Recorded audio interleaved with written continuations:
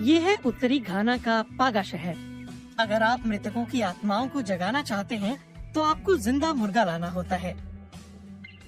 यहाँ की दंत कथाओं में कहा गया है कि पूर्वजों की आत्माएं गांव के तालाब में रहने वाले मगरमच्छों में बसती हैं। हैरानी की बात ये है कि ये मगरमच्छ बड़े दोस्ताना हैं।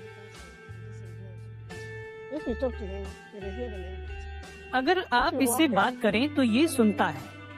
ये भाषा सुनती है। अगर ये चल रहा हो और आप लेट जाने को कहे, जब ये कहीं जाता है और आप इसे पुकारें, तो ये बात सुनता है। ये दोबारा नहीं चलेगा।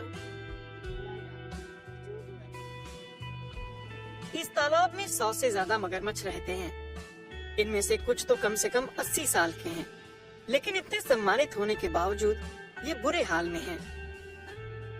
ये तालाब प्लास्टिक कचरे से भरा है और सूख रहा है। ईसाहाकू महामा लंबे समय से पर्यटकों को यहाँ ला रहे हैं। लोग ये पालतू मगरमच्छ देखने आते हैं। पर्यटकों के आने से कस्बे को आर्थिक फायदा भी होता है, लेकिन महामा बताते हैं कि हालात बदल रहे हैं।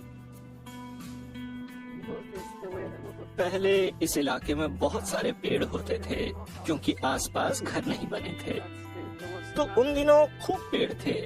ये जगह बहुत झाड़ीदार थी और पर्यावरण खूब हरा भरा था। लेकिन जलवायु परिवर्तन और अतिक्रमण की वजह से अब ये जगह बहुत बदल गई है और ऐसी दिखती है। सुलेमाना अलीडू भी पर्यावरण को हो रहे नुकसान से चिंतित हैं। उन्हें जब भी वक्त मिलता है वे तालाब से कचरा बीनते हैं। वे नहीं चाहते कि उनके पुरखे प्लास्टिक के कचरे में तैरें। वैसे भी साफ तालाब मगरमच्छों के लिए तो सेहतमंद है ही। अगर आप प्लास्टिक कचरा नहीं हटाएंगे तो मगरमच्छ समझेंगे कि यह खाना है और इसे निगल लेंगे। वैसे प्लास्टिक कचरा इकलौती दिक्कत नहीं है। तालाब के आसपास बहुत सारे घर और कारखाने बनाए जा रहे हैं। कभी जो पानी की नदियां थी, अब कचरे की नदियों में तब्दील हो चुकी हैं। और पानी भी हमेशा तालाब तक नहीं पहुंचता, क्योंकि ये फसलों की सिंचाई जैसे दूसरे कामों में इस्तेमाल कर लिया जाता है। यहाँ तक कि ये आखिरी हरे नखलिस्तान भी अब खतरे में है। बढ़ती आबादी को ज्यादा जगह चाहिए और कुछ के लिए ये बढ़िया कारोबार है।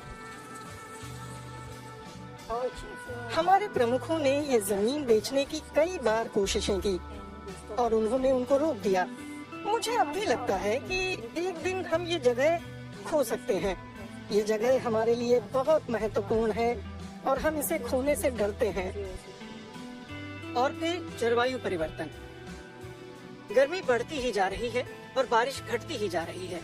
तालाब में पानी कम होते जाने की ये भी एक वजह है। यहाँ के निवासी हालात बदतर होने से रोकना चाहते हैं, लेकिन उनके पास संसाधन सीमित ही हैं। उन दिनों वे समुदाय के लिए घरेलू जरूरतों के लिए पानी भरते थे। अब हमने इस पर रोक लगा दी है। आप यहाँ आकर पानी निकालकर उसे समुदाय के लिए नहीं भेज सकते। अगर ये तालाब बचा लिया गया तो पूर्वजों की आत्माएं जरूर अपने वंशजों का शुक्रिया अदा करेंगी। पागा के मगरमच्छों का बचना घाना की जैव विविधता के संरक्षण का प्रतीक है।